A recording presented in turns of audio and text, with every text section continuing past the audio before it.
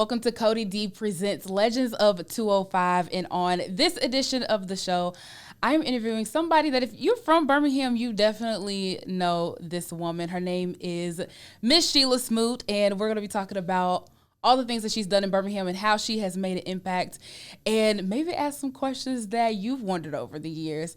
Give it up for Miss Sheila Smoot. I hit my mic. Now, you know, I've known you most of my life. Yeah. Yeah. You were a good kid.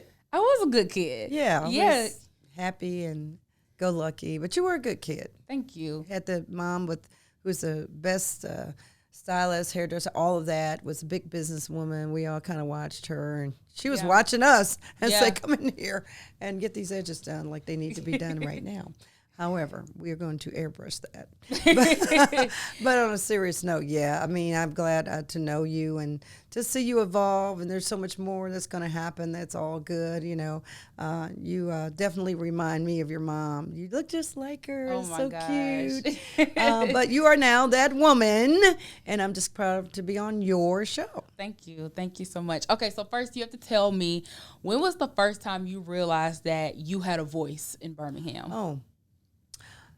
I think the first time I realized I had a voice is when my boss brought me in. First of all, my first boss brought me here from Flint, Michigan, and I applied for the job at National Association of Black Journalists, and I just wanted to be warm. My parents brought me here as a child because they're from the South. They're from Sumter County, and then I had two aunts in Birmingham. Mm-hmm. In the 7th grade, I got on a plane by myself, and they put me on a plane to Birmingham. My aunts met me. That's when you could go in the airport and meet you at the gate. Yeah. And I just kind of fell in love with just that at 7th grade. But then they started letting me come here every summer. Yeah. And I just said, and then I came here. My uncle passed away in Sumter County in December. I had no clue it could be warm. It was warm. Oh, because you're from Michigan. I'm from Michigan. And in December, you are not walking around without a coat. Right. Like, you might have on two. And some long johns and some hats, gloves, boots. And I was like, you got to be kidding me. It's warm and I can't even believe this. Sunshine and blue skies. And at 15, I told my dad I would probably end up in Alabama. And I asked him why we were here. He said, General Motors pays these bills. Because Alabama wasn't paying. They weren't paying back then for my parents to wanted a better life. So I think when I found my voice really was in Michigan. And then I parlayed it into Alabama. I was enrolled at the University of Alabama, accepted at Michigan State, and decided to come here. And a month before, I called my cousin, who was going to be my roommate, to tell her I wasn't coming because I just really didn't think Birmingham or Tuscaloosa for sure wasn't ready for me. But there had to be a point in your career here that you realized, like, okay, I'm making a name for myself in Birmingham. City Hall. I covered City Hall for Channel 13. I was a bureau chief.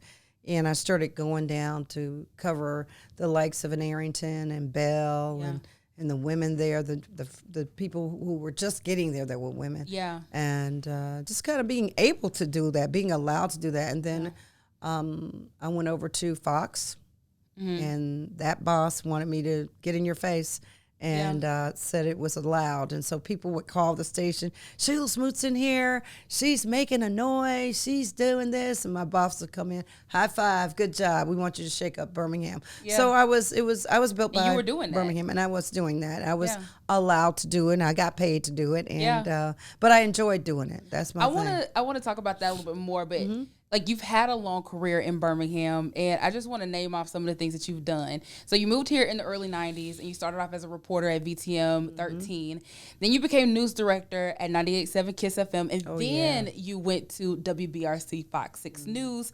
You were there for 4 years, and then you left to go to the competition, ABC 3340, where you had your own talk show about Alabama businesses. So, you know, I want to pause there because that's all within a decade. And yeah, it's kind of strange. Yeah, well, you know, one thing I didn't know when I was doing research on you was that you essentially had two jobs when you were at Fox 6. So you were doing the reporting where you were saying that you were getting in people's faces, where you were essentially holding businesses accountable for their bad customer service. Right. That was the way. That was how I believe how I even remembered you growing up watching you on TV here, and then you were also anchoring the midday show at Fox 6. So were you getting paid to do both of those jobs? Like, were they paying you well to do that? They were paying me very well. Okay. Very well. Back then, we were getting those big anchor salaries, and, we weren't supposed to talk about our contracts and things. But, radio's my first love because you can use your voice so strongly. You say what you want to say, and they can't really censor you.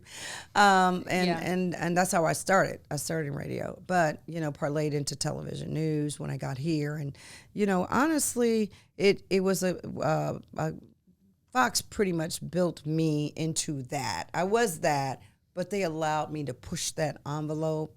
And, so I did radio and television simultaneously. Then I couldn't keep up because I anchored Good Day Alabama and Fox 6 News at noon. Then I became the backup anchor to the 5, 6, 9, and 10. I got tired of seeing myself. Wow. So, it was something I didn't, most people aspire to be that. Yeah. And I fell into it. I like to write and create and sit back and watch everybody, this whole production come to life. And I just got catapulted by a boss who believed in me and said, I think you should do this. And I'm thinking, now I don't really want to be Birmingham's biggest bee, but, it just kind of morphed into that. Yeah.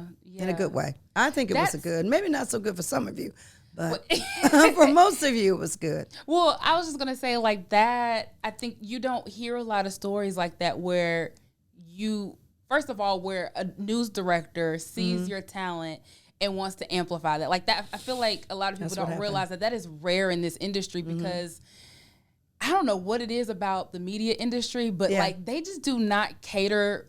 That's correct. People who are in management very well. They're not very people centric. They're just checking off on their checklist. Yeah, they're just checking off their boxes. And so for somebody to really see your talent and to want to amplify that and use that to the station's benefit, especially a Black woman, I feel like that's kind of unheard. It was different. Yeah. It was different. I think when I got here, my style of reporting, Perry Box brought me here. He understood that. He came from Michigan. He understood my being aggressive was okay and being that kind of hardcore reporter was okay. I prided myself in that and covering those kinds of stories. I didn't want to cover the fluff stuff. And being catapulted over to Fox 6, where that same news director I met at the Michigan Associated Press, he used to critique my work when he was an executive producer in Raleigh, and he came to Birmingham, and he plucked me out of the crowd. He said, you know what, we're going to elevate you even higher. Prior to that, though, the general manager, Stan Knott at Fox 6, created a position for me. And I just wanted to write. I said, no, I don't want to be on TV. I don't want to cover City Hall. I don't want to do any of the stuff. He said, no, we got another spot for you. And Good Day Alabama switched over. I got on that show. And then Six on Your Side lay dormant there. And then they gave me that to kind of ramp it up and be in your face. And but it was Mark Casey who brought me in the office one day and said, you know what? We're going to make you a household name in Birmingham. I said, whoa. And I remember the first promo said, we were walking through some smoke. I'm in a red suit. I'm all glammed up, which wasn't my style. And we're walking down Morris Avenue in the dark with police lights. And the word was, if you run into someone, a dead end, a deadbeat, or somebody dead and wrong, call me. I'm Sheila Smoot. I don't take no for an answer, and I'm on your side. I think I remember that promo. I did that, and the phones rang off the hook. But I said, hey, excuse me. Can I say I'm Sheila Smoot? I'm here to solve a problem, not create one. And Rick Snyder, the promotions director, said, yeah, you can say that, but you won't have a job. So that was the line. If you run into a dead end, a deadbeat, or somebody dead wrong, call me. I'm not afraid of confrontation, and I don't take no for an answer. I'm Sheila Smoot. I'm on your side. And I can be on your side, or I can be on your tail, or on your, I can't say that word on TV. Yeah. I want to say something, and I kind of want to give you your flowers right now, because in my lifetime, from what I remember, and I'm sure there's somebody who is a little bit older than me and who maybe knows more, but I feel like you are one of the first Black women I remember in TV reporting on local government. And I feel like because you kind of created that lane for yourself locally in Birmingham, we've had so many other Black women who have been able to fill that spot. You know, I did it at WBHM. Yeah, I know you there's did a been a good couple job. other Black women at Fox 6 that I'm sorry I can't say their names, but I know like Chastity Maxwell.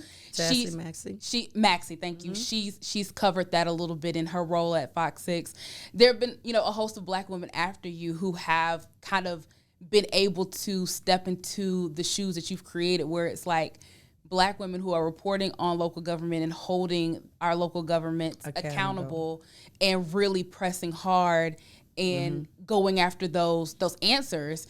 And I feel like, you know, if it wasn't for you, some of these news outlets, I'm not going to say all of them, but some of these news outlets wouldn't be so comfortable putting, you know, a Black woman in those That's correct. And some of it is also because like our government is primarily, at least, you know, in Birmingham, is primarily ran by Black people. So they know they can't hire somebody who's white more than likely to cover it. But they still do sometimes. They have in the past. Before I got here, as you know, there was the Arrington and Bell group, and Bell was young, and I used to look up to him like, wow, I can't believe this group of people. Yeah. And then the three women, Antris Hinton and Linda Coleman and Sandra Little Brown were down there, and I was very young, and I'm like, I was looking at these women who had just got on, and it was different, but the majority of people that were running government still were white. Yeah. At Birmingham, I mean, you saw some faces, and then they got the majority of council, but still the big jobs in the administrative jobs were still white. Yeah. Which I thought was interesting at best. Yeah. And so there were lawsuits filed on behalf of that.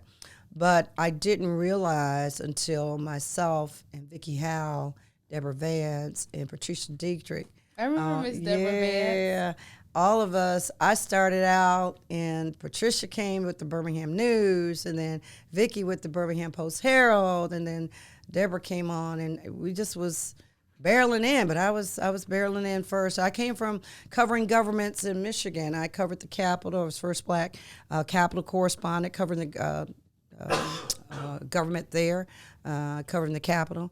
Yeah. And I covered City Hall there. And that's how I got here. Yeah. They saw that tape and what I was doing in Michigan. And, of course, I wanted to get warm. Yeah. So I started trying to get into southern states. And being able to do that, and then, of course, parlaying that into Six on Your Side. And then I did my own show, Alabama Business at ABC 3340. And then the Sheila Smoot show with CBS 42. And now I'm back on TV. I'm on 2 stations. 3. I'm on 3. Right? I'm on the Sheila Smoot show now is on CBS 42. Rhonda Robinson, who came after me on Six on Your Side, we're doing a show called Focus on ABC 3340, which we own. And, of course, I own the Sheila Smoot show at WAGG. And then I'm the news director at Summit Media, which is 98.7 KISS FM and 3 other stations there. So so you're back in radio. But okay, so I have a question. So after you did about a decade of news reporting, you switched and started doing politics. Why? Yeah, I covered it. It couldn't be that hard, right? That's what I thought. Why did you make that shift? I think I'm that person that was your student council president on the SGA at your junior high. I'm that person. I'm that person that always said, you know, government should help people, and I want to help you. So I've always been a helpmate. Yeah. I've always been an advocate. You know, I started out barreling and fighting, and then I said, I've got to change that to advocacy. Yeah. So, you know, and that's what happened. I started doing that in high school. I started doing that in junior high. I did that at Michigan State University. I mean, it's just who I am. I'm just built to want to help you fight back your battle. And I've had my own, but at the end of the day, you know, I can solve a problem in a heartbeat. Yeah. If you give me 10 problems on one piece of paper, I'm going to solve every one of them, and you're going to go away with a better life. Yeah. So why the county commission? Actually, a friend of mine who was a county commissioner said, hey, why don't you look at the county commission? Because I said, hey, I'm going to run for office through a TV, radio. I need to solve problems. I want to make an impact. And he said, why don't you he was a county commissioner in a small, small county. And he said, why don't you look at Jefferson County? And I said, county commission, what do y'all do? Put on the state fair and pick up cow carcasses at mobile home parks? Not Jefferson County. Yeah. Jefferson County. He said, no, you need to go take a look at the budget. And I did. Huge. People don't know. So in Birmingham, I feel like a lot of emphasis is put on what's happening at City Hall. Right. And I think it's because of historically, the people who've been in those offices are pretty popular and well known. Right. Which is fine. But the county is who has the money. They have all of it. They have all the money. You think the money city is at the hall's county. budget is big? Not quite. The county's is like twice that. Yeah, 3 times larger. Yeah. At least. Huge. It's huge. And you have a little more power, too. Yep, 4 times larger. And when I read that budget, and at the time I was there, they had over 30 departments. Our budget was $1 billion. You know, Birmingham is like 200 million. Ours is $1 billion, over $1 billion. Yeah. And that was just the general fund budget. Right. That wasn't the federal dollars coming in and other monies that might come in. And I looked at that and I'm like, wow, I can make an impact with this.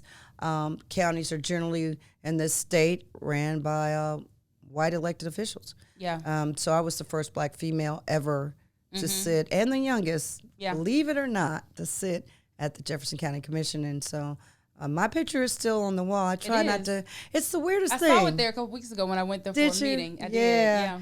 You know, I was so young at the time. I feel like that ought to be an old person up there.